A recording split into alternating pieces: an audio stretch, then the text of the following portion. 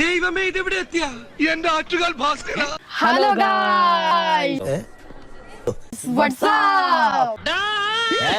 Hello guys, അതാരാ അങ്ങനെ ഒരു കൊയ് വിട്ടത്? ഒരു 3 ഏത്തപ്പഴെടുത്തവന്റെ ഉണ്ണാക്കി തിരികെ കയറ്റിക്കൂടെ. നിങ്ങളുടെ വീഡിയോസിന്റെ ഒക്കെ ഒരു മെയിൻ ഫാക്ടർ കനാലാണ്. ഞങ്ങൾ ഫുൾ വൈബല്ലേ, കനാലല്ലേ ഞങ്ങളുടെ ജീവിതം. ഹലോ ഗായ്സ്, പ്രകൃതി രമണീയവും മനോഹരവുമായ ഒരു അരുവിയിലൂടെയാണ് നമ്മളിപ്പോൾ പോകുന്നത്. കാലിൽ മീൻ കൊത്തുന്നു ഗായ്സ്.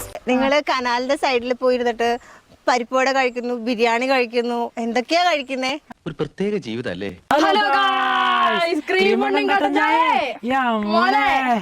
അപ്പൊ നമ്മളിത് കനാലിന്റെ സൈഡിൽ നിന്ന് ക്രീം ബണ്ണും കട്ടൻ ചായയും തിന്നുവാണ് ഗൈസ്. ഇതൊക്കെ ജീവിതം. നല്ല അസല ക്രീം ബണ്ണ. ജനിക്കണമെങ്കിൽ ആളെ പോലെയൊക്കെ ജനിക്കണം. ഒരു ഡയലോഗ് പറയോ? അല്ല, അത് അങ്ങനെ പറയാൻ അറിയില്ല. ഞാൻ പറഞ്ഞത് ശരിയാവൂല.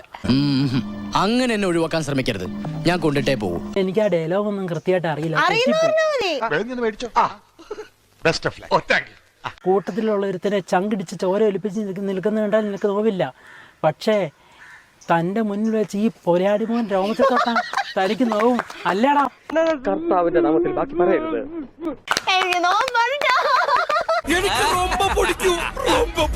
കണ്ണീര് തുടച്ചിട്ട് പറ, കുറച്ചുകൂടി വിശ്വസിക്കാൻ തോന്നുന്നു. പക്ഷെ മോഹൻലാലിന്റെ എന്തെങ്കിലും പറയിക്കണ്ടേ? അയ്യോ, അവന് കിട്ടിയതൊന്നും പോരാ.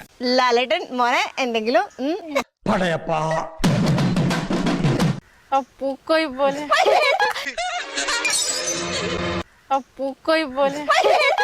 ഇവന്മാർക്ക് ഇതൊക്കെ മാത്രമേ ഉള്ളൂ. വാ തുറന്ന തെറിയുടെ പൂരാ.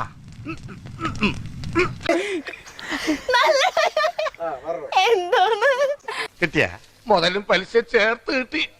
ആരും കണ്ടില്ല.